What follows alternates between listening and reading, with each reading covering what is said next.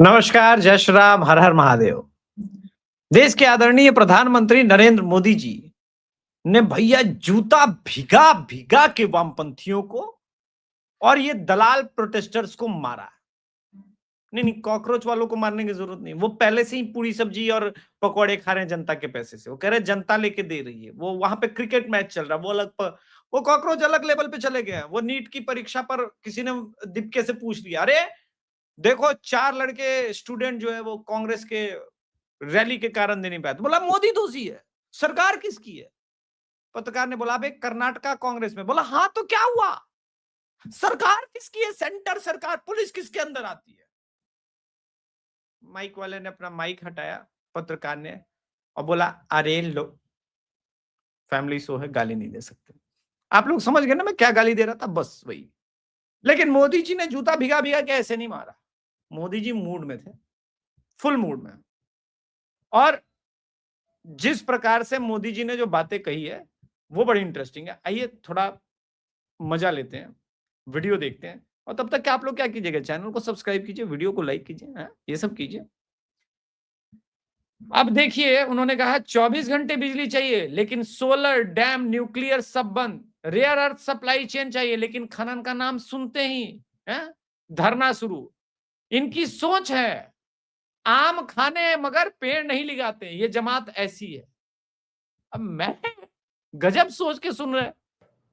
राजनीति की एक टोली है जिसका जीवन मंत्र बन गया है ऑलवेज अगेंस्ट। राजनीति की एक टोली है जिसका जीवन मंत्र बन गया है ऑलवेज अगेंस्ट। वैसे ये प्रॉपर्टी रिपब्लिक भारत की है, अर्नब गोस्वामी जी उसके चैनल के ओनर हैं। और मेरे पास कोई साधन नहीं था कि मैं उनसे या उनकी किसी टीम से अनुमति लेकर के ये दिखा पाऊं, किंतु देश में इस पर चर्चा होनी आवश्यक है, बिटवीन द लाइन। इसलिए मैं ये धृष्टता कर रहा हूं, उसके लिए क्षमा चाहेंगे। और इस वीडियो से जो अर्निंग होगी, अगर रिपब्लिक भारत चाहे तो वो पूरा इस वीडियो का अर्निंग मुझसे ले सकता है, मुझे कोई आपत्ति नहीं। मैं बस ये चाहता हूं, वैसे मैंने ट्वीट भी किया, रीट्वीट भी किया, और चूंकि प्रधानमंत्री जी इसमें स्वयं इन्वॉल्व है, वो बात है। अगर आपका कोई इसमें अलग ये है, मेरा इंटरेस्ट नहीं है, तो थोड़ा सा हम आगे बढ़ते हैं इसमें, ठीक है?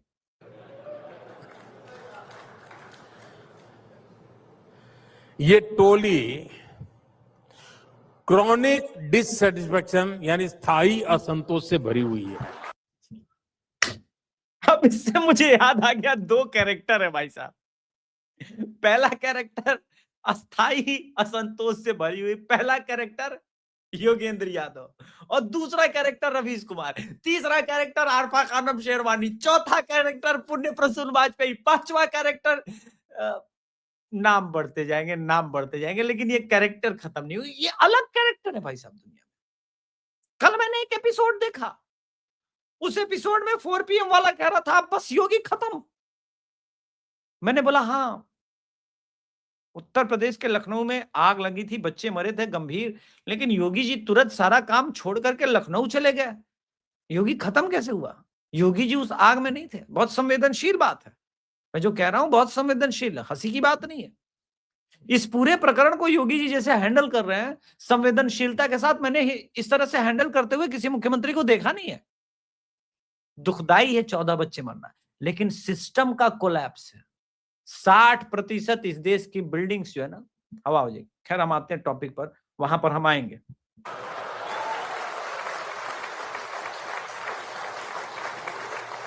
आज मैं रिपब्लिक टीवी के दर्शकों को जरा इस टोली के लक्षण बताने जा रहा हूं। अब मैं ब्रेक कर करके इसीलिए चला रहा हूं क्योंकि उसका एनालिसिस करना जरूरी है। मैंने लिखा भी है थंबनेल में कि जूते भिगो भिगो के नरेंद्र मोदी जी ने मारा। लेकिन ये जो सिंड्रोम है, ये जो लक्षण है, ये तो एक डॉक्टर ही बता सकता है। तो क्या नरेंद्र मोदी जी अब डॉक्टर बन गए? आइए ये भी देखते हैं। सिम्टम्स पता चलेगा तो आपको समझ आ जाएगा मैं क्या कह रहा हूं। आप आसानी से पहचान लेंगे। जी जैसे मैं उदाहरण देता हूं, आप समझ जाएंगे। इनको आप अक्सर कहते सुनेंगे, अरे फला जगह तो 24 घंटे बिजली आती है, यहां क्यों नहीं? आप देखिए, जब ये बात बोल रहे थे, इससे सीधे रिलेट हुआ एनडीटीवी का 2014 का आर्टिकल, जब एक बड़ा डैम बना रहे थे और कहा पहले चीन में बड़ा डैम बना तो प्रशंसा, यहां डैम बना तो बोला प्राकृतिक रूप से पेड़ पौधे काटे जाएंगे, पक्षी कहां रहेंगे, जानवर कहां रहेंगे, ब्ला ब्ला ब्ला। भाई ग्लेशियर पिघल जाएगा, बस अब भारत समंदर के अंदर समा जाएगा। मोदी तुम इस्तीफा क्यों नहीं दे देते? वैसे जब ये बातें बोल रहे थे, आपको अर्नब गोस्वामी का रिएक्शन देखना चाहिए था। हालांकि कुछ दिन पहले तक मोदी जी और बीजेपी आईटी सेल के ही कुछ लोग जो है वो अर्नब गोस्वामी जी को गाली दे रहे थे। किस मुद्दे पर? क्योंकि अर्नब गोस्वामी जी ने, छोड़िए, जिस जिस रेंज की पहाड़ियों के बारे में बात की थी राजस्थान के, चर्चा करेंगे तो बुरा लगता है, चलिए छोड़िए। और अगले ही दिन ये लोग डैम्स का, सोलर पार्क का, थर्मल का, न्यूक्लियर प्लांट का विरोध करने के लिए डफली लेके आ जाएंगे। हे ट्रोलपति, हे ट्रोलों के ट्रोल, हे ट्रोलेश्वर, आप ये भक्तों पर इल्जाम न लगाइए कि ये मोदी भक्त ट्रोल करते हैं। अरे जब हमारे आदरणीय प्रधानमंत्री ने हमें जो सिखाया है, जो दिया है, जो ट्रोलिंग की कलाएं, 16 आना कलाओं के साथ नरेंद्र मोदी जी ने जो जन्म लिया है, तो जब आप ऐसे ट्रोल करेंगे तो हम तो वामपंथियों को रेलेंगे ही रेलेंगे। हमारा क्या दोष है भाई? यानी पहले दिन बिजली क्यों नहीं और दूसरे दिन तुम हाइड्रो पावर का डैम क्यों बना रहे हो? ये जमात ऐसी है। ये वो लोग हैं जो खनिजों के खनन का विरोध करते थे, लेकिन आज पूछते हैं कि भारत का रेयर अर्थ मिनरल्स भंडार कहां है, सप्लाई चेन कहां है, और भारत में फलाने देश की तरह इलेक्ट्रिक व्हीकल का इकोसिस्टम क्यों नहीं है? ये वही लोग हैं जो कभी डेटा या आटा, इसकी डिबेट चलाते थे। तो जो ट्रोलिंग हुई है, लेकिन अब इस ट्रोलिंग से मैं कुछ और भी बात कहना चाहता हूं जो इस देश में हो रहा है। आप लोग को मैं दिखाना चाहता हूं 2-3 तथ्य। अब इस देश का 157वें नंबर, 167 नंबर, 95 नंबर, चौथे नंबर, तीसरे नंबर, जिस प्रकार की भी मीडिया है वैसी ही मीडिया है, लेकिन ये पूरी दुनिया में ऐसी मीडिया है। एक 4 PM नाम का यूट्यूब चैनल है, उसने एक जबरदस्त आर्टिकल लिखा, जेनजी प्रोटेस्ट को नाकाम करने के लिए सारे हथकंडे फेल, कॉकरोचों के आगे झुकी शाह की पुलिस। कमाल है यार, कहां से लेके आते हो ये इस प्रकार की चीजें, इस प्रकार की हरकतें, ये कहां से लेके आते हो? अच्छा, दूसरा वाला अलग लेवल पे चल रहा है, ठीक है, वो एक अलग अलग क्लासिक मोड पे चल रहा है। अब उसके टाइटल आप देखिए, आपको सदमा लग जाएगा, ये सदमा लग जाएगा। पहला, ये आदमी और कितनी पार्टियां तोड़ेगा, क्यों है परेशान, प्रधानमंत्री बनने का सपना किसने तोड़ दिया? भाई इसको प्रधानमंत्री भी बनना नहीं है, मोदी जी ने सीट खाली नहीं की है। हे लिबरलों के लिबरल, हे लिब्रांडुओं में बड़े लिब्रांडू, ये क्या कर रहा है? कमरे से बाहर निकल। अब देखो, न सरकारी खजाना बचेगा ना आप कीजिए, हो सुने सरकार के, संभल जाइए। पहली बार संसदीय कमेटी में आपके हाथ पांव फूले। मैंने अपना पर्स चेक किया मित्रों, सीरियसली बता रहा हूं, मैंने अपना पर्स चेक किया, मैंने देखा एटीएम ठीक है, बैलेंस चेक किया, नहीं बैलेंस भी ठीक है, बैंक नहीं, बैंक तो सरकारी है, एसबीआई है, सब ठीक है। फिर कहां दिक्कत आ गई? फिर मैंने कसम से विदेशी एजेंसियों के भारत के संदर्भ में रेटिंग्स देखे, आईएमएफ के भी देखे। मैंने बोला भाई यहां तो जबरदस्त परफॉर्मेंस चल रही है, फिर भाई साहब को क्या प्रॉब्लम है? तब मेरे मन में, मतलब कान में एक आकाशवाणी हुई, एक सुलेमानी कीड़ा है जो पुण्य प्रसून वाजपेयी के पिछवाड़े में घुस चुका है और वो नहीं निकलेगा, वो नहीं निकलेगा, वो तब तक नहीं मिलेगा, निकलेगा जब तक, ठीक है, जब तक ये हो नहीं आएगा, ठीक है। अब दूसरी तरफ ये आदमी लीक से ऊपर चल गया, थंबनेल बनाने के मामले में लीक से ऊपर चला गया। और मैंने रियल टाइम में देखा तो बोला कि हाँ भाई, थंबनेल देखिए, धर्मेंद्र प्रधान ने दिया इस्तीफा। एक बार फिर से इसको दिखा जाए, धर्मेंद्र प्रधान ने दिया इस्तीफा, कांग्रेस पार्टी से बनेंगे नए शिक्षा मंत्री, राहुल गांधी किसे बनाएंगे शिक्षा मंत्री। ऐसा माल फूकेंगे, ऐसा माल फूकेंगे कि लोग पागल ही हो जाएंगे, एकदम पागल हो जाएंगे व्यूअरशिप के लिए। भाई ये क्या पागलपन चल रहा है देश में? है? सनक का इलाज करा लो भाई, लिब्रांडुओ। अगर इसी प्रकार की सनक तुम लोगों की चलती रही देश में, तो वो दिन दूर नहीं जब देश में आम जनता तुमको दांत काट लेगा। ला साले अपना हाथ ला, इसी हाथ से तू ऐसे ऐसे थंबनेल बनवाता है। तेरी मां को प्रणाम करे, सबकी मां आदरणीय होती। तो भाई एक अलग तरह का खेल चल रहा है, और इसमें मतलब जो खिलाड़ी लोग हैं वो सब समझ गए हैं कि प्रसन्न किसी को नहीं करना है, सिर्फ झूठ बोलना। तो ये राजनीति देश की कहां लेके जा रही है, और आप इससे अचीव क्या कर पाएंगे? सबसे बड़ा प्रश्न तो ये फिर आता है कि इससे आप अचीव क्या कर पाएंगे। अगर आपको सच में पत्रकारिता करनी थी तो आप भरत तिवारी के संदर्भ में पत्रकारिता कर लेते। अब ये दीपिका कितना बड़ा है, ठीक है, वो तो हमने बता ही दिया। अभिजीत, दीपिका और ये पूरा गैंग जो है वो वहां पे पकौड़े बैठ के खा रहा था। असल आपको राजनीति करनी है, पत्रकारिता करनी है, तो एबीपी न्यूज ने एक पत्रकारिता की है, ग्राउंड इंफॉर्मेशन, जिस पर इस देश में चर्चा होनी चाहिए थी। वो धरना इसके लिए लिबरलों को देना चाहिए था। बागपत के उत्तर प्रदेश में हाउस फॉर सेल का ये लगा है, और योगी जी सेवर्स के पोस्टर लगाने जाने की खबर है। स्थानीय हिंदू निवासियों का आरोप है कि इलाके में एक अवैध मस्जिद बनाई गई है, और अज्ञात लोगों ने आकर उन्हें गालियां दी, धमकाया, स्पष्ट दावा किया कि हिंदुओं के विरुद्ध झूठे मुकदमे दर्ज कराए जा रहे हैं। कोई लिब्रांडू आकर के नहीं भी इस पर बात करेगा। जानते हैं क्यों? एबीपी ने बहुत अच्छा काम किया, नो डाउट। वो इसीलिए कोई लिब्रांडू आकर के बात नहीं करेगा, क्योंकि भाई कौन बात करे इस मुद्दे पे? प्रोटेस्ट। अभी आपने सुना होगा कि लिब्रांडुओं का एक पूरा समाज, अवैध वैसे कुत्ते जो स्ट्रीट डॉग्स हैं और कहीं भी काट लेते हैं, एक पूरा रेबीज का गिरोह है, रेबीज इंजेक्शन वाले का, वो सब प्रोटेक्ट करती है। ये प्ले कार्ड वगैरह लेकर के शुरू करे कि डॉग्स आर ऑल्सो मैन, इनके अंदर भी इंसानियत है। अरे नहीं, क्या बात कर रहा है? वैसे टेक्निकली सही भी है, डॉग्स आर ऑल्सो मैन, ये कई फेमिनिस्ट टाइप की लड़कियां कहती है, लेकिन हम लोग भाई मनुष्य हैं, हमारी हरकतें वैसी नहीं है। हाँ, अगर कुत्ता काट लिया, हमारा कुत्ता, और रेबीज का इंजेक्शन सही समय पे ना पड़े, तो हम कुत्ते जैसी हरकतें करने लगेंगे, लार टपकाने लगेंगे, जीभ बाहर निकालेंगे, और अंततोगत्वा तड़प तड़प के मरेंगे। ये और बात है। यहां मुद्दा ये है कि साला इसको रेबीज भी नहीं हुआ। मैं टेंशन में इस बात को लेकर हूं।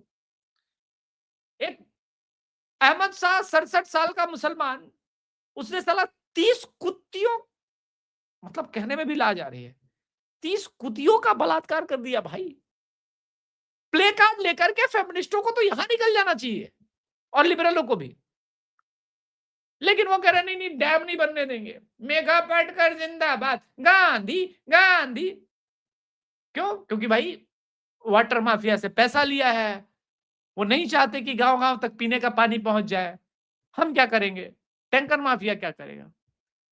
ये लोग फुल टाइम प्रोटेस्ट करके कैसे सरवाइव करते हैं? आपने कभी घर देखा? अब आप देखिए, तकलीफ में है एक बंदा, बहुत तकलीफ में है। प्रोटेस्ट तो यहां भी किया जा सकता था, पर ऑपरेशन मिडनाइट के कारण कुछ हो नहीं पा रहा है।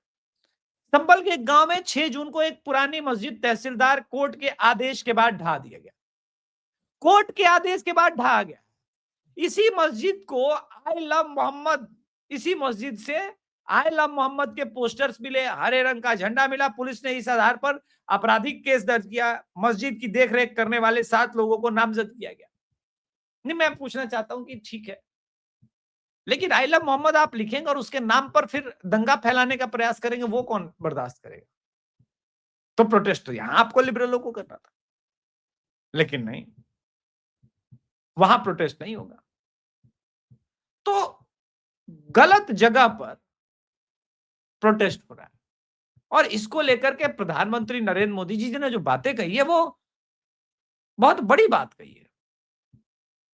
इस देश में मुझे एक बात समझ में नहीं आई, आज तक समझ में नहीं आई, क्या राजनीति जो राम मंदिर को ही लेकर के हो रहा है, क्या हमको योगी आदित्यनाथ जी पर विश्वास नहीं है? तो जाइए, आपको तो राम मंदिर भी नहीं जाना है, राम मंदिर का विरोध भी करना है, प्रधानमंत्री कहीं कुछ करने जाए तो विरोध करना है। तो मेरा मानना है कि भाई ऐसी सिचुएशन अब अगर देश में आ गई है, तो बड़ा गंभीर स्थिति आ गया है कि आपके पास कोई मुद्दा भी नहीं है, कोई बात करने को टॉपिक नहीं रहा, और आप ये करेंगे। अब मैं आपको एक और उदाहरण देता हूं, महिला सम्मान की बात करते हैं ना लोग, महिला सम्मान की। स्वाति गोयल दीदी ने एक एक शो किया राष्ट्र ज्योति में, और अब आप ये टर्म सुनिएगा, बहुत खतरनाक जो स्वाति गोयल दीदी यूज कर रही है। लेंगे, बजरंग दल को कौन संभालेगा? We will handle police, how we are going to handle Bajrang Dal, this is what Shahid Parvez और ओखला के मस्जिद में हिंदू वुमेन और इनका कन्वर्जन का और निकाहनामा का पेपर वगैरह सब कराया जा रहा था, तो मुसलमान मौलवी से ये सारी बातें पूछ रहे थे। This reveals law matters but conversion network fear alert local communities more. ठीक है, और ये बहुत खतरनाक बात है।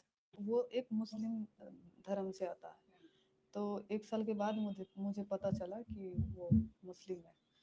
ऐसे करके उसने फंसाया मेरे को। ये आप जो उसने धर्मांतरण कराया उसकी कहानी जरा बताइए। उसने मेरे को लेकर गया मस्जिद, तो हर जगह से उसको मस्जिद में इनकार कर दिया गया कि मैं मतलब नहीं कर सकता, मतलब आपको ये वहां काम। मस्जिद के मौलवियों ने मना कर दिया कि वो निकाह नहीं पढ़वाएंगे आपका। हाँ, इस बच्ची का क्यों? अपना उम्र देखो और इसका उम्र देखो। हाँ, उम्र में 20 साल का फर्क है दोनों में। तो वहां से हट गया, ठीक है। फिर ये आखिरी ओखला मंडी, उधर आगे एक मस्जिद है जो छोटा सा है, रोड पे है, वहां लेकर गया। तो वहां भी मेरे को बोला कि ये बोलो ला इलाहा, कुछ ऐसे करके बोलते हैं ना, तो वो बोला, पर मुझे बोलने नहीं आया। तो उसने बोला कि फिर शादी नहीं हो सकती जब तक तुम अपना धर्म क्या बोलते हैं वो उसको चेंज करना। आप समझिए कि इस देश में डर, इस दलित बच्ची को न्याय तो स्वाति गोयल दीदी ब्राह्मण निकाल दे रही है, दिला रही हैं, और अपने जान पर खेल करके, चाहे संबल हो, न जाने कितने रिपोर्ट, स्वाति गोयल दीदी ने पूरा अपना जीवन देश को समर्पित कर दिया है। मैं तो जानता हूं व्यक्तिगत रूप से, एक पैसे का लाइफ में, एक पैसे का इनके लाइफ में समाज सेवा को लेकर के स्वाति गोयल दीदी के पास कोई इंटरेस्ट नहीं है। एक तरफ ऐसी नैतिक और राष्ट्रवादी महिला है, लेकिन फेमिनिज्म का बुखार और टेम्परेचर 101 डिग्री लिए हुए लोग बाकी क्या क्या कर रहे हैं आपको पता ही है। मैं यही कह रहा हूं कि भाई जो न्यूज चल रहा है, अब प्रोटेस्ट तो मैं क्या बोलूं। एक फिल्म आई है, फिल्म क्या है, ये रंगा बिल्ला के ऊपर, और मैंने देखी, एक्टिंग के हिसाब से बहुत बढ़िया, बहुत बढ़िया। प्राइम टाइम पर, अमेजॉन प्राइम पे आई है राख, और एक्टिंग के हिसाब से बहुत बढ़िया, डायरेक्शन बहुत बढ़िया, लेकिन किस प्रकार से सटल ढंग से इसको लेकर के एकदम पुश किया गया है। रंगा बिल्ला पूरे केस में जो इन्वेस्टिगेशन ऑफिसर थे वीपी गुप्ता दिल्ली पुलिस के, ठीक है, उनको अमेजॉन प्राइम टाइम वालों ने कहा कि ये एसआई दलित शोषित पीड़ित जमात से है, इसके अंदर प्रताड़ना का गुस्सा 5000 साल का भरा हुआ है, वो दिखाएंगे। ओरिजिनल कहानी कुछ और चल रहा है, दिखाएंगे वो। भाई इस देश में प्रोटेस्ट ऐसे मिस इन्फॉर्मेशन क्रिएट किए जाने वाले फिल्मों के अगेंस्ट, वेब सीरीज के अगेंस्ट होना चाहिए, क्योंकि समाज को तोड़ने के लिए जो जहर ये इंजेक्ट कर रहे हैं, इसके लिए किसी निडल की आवश्यकता नहीं है, इसके लिए किसी इंजेक्शन की आवश्यकता नहीं, किसी लैब में बने बायोकेमिकल की आवश्यकता नहीं। ये यहां आप डाल रहे हैं। मैं पढ़ रहा था यार, हंडी लटकाया गया था दलितों को, तो मैंने एनसीईआरटी से पूछ दिया और अभी तक जवाब नहीं मिला आरटीआई का, कि भाई ये बताओ इसका कोई ऑथेंटिक इंफॉर्मेशन है क्या, किसी उस समय के मुगल राइटर, ब्रिटिश राइटर्स ने कुछ लिखा है क्या? नहीं, ऐसा तो अभी तक कोई जवाब नहीं है। तो क्या लिखा है? अरे रोमिला थापर ने लिखा था। अच्छा, रोमिला थापर मैडम आपको कैसे पता? तो मेरे बाप ने बताया था। अच्छा, मगर आप तो गुजरात में थी मैडम, सॉरी आप तो प्रॉपर जो है गोवा साइड की है, आपका इधर का क्या? नॉर्दर्न इंडिया में आपको, आपके बाप को कैसे पता चला? वो उनको किसी अंग्रेज ने बताया होगा, मेरे पास इंफॉर्मेशन नहीं है, पर है यही ऐसा है। भाई डॉक्यूमेंट, क्योंकि हमने तो ये देखा कि 1947 तक इस देश में 37,000 गुरुकुल चलते थे, और उन गुरुकुल में गांव गांव के सारे बच्चे पढ़ते थे। इसी कारण सभी जातियों में अच्छे विद्वान पैदा हुए। अरे तो मुझे आप ये बताओ भाई कि अगर ऐसा था तो ऐसा तो है नहीं कि भाई अगर फूले, अंबेडकर, इस तरह के और नेता फिर स्वतंत्र भारत के बाद पैदा हो लिए, जबकि अब तो आरक्षण भी है, क्योंकि जहर बोया जा रहा है एक समाज के अगेंस्ट, उसको एलिमिनेट कराया जाएगा बिल्कुल रवांडा के स्टाइल में, जैसे रवांडा का नरसंहार। इसलिए प्रधानमंत्री मोदी जो कह रहे हैं वो समझना बहुत आवश्यक है। तो आज के संस्करण में इतना ही। कृपया चैनल को सब्सक्राइब कीजिए, वीडियो को लाइक कीजिए। धन्यवाद। जय श्री राम। हर हर महादेव।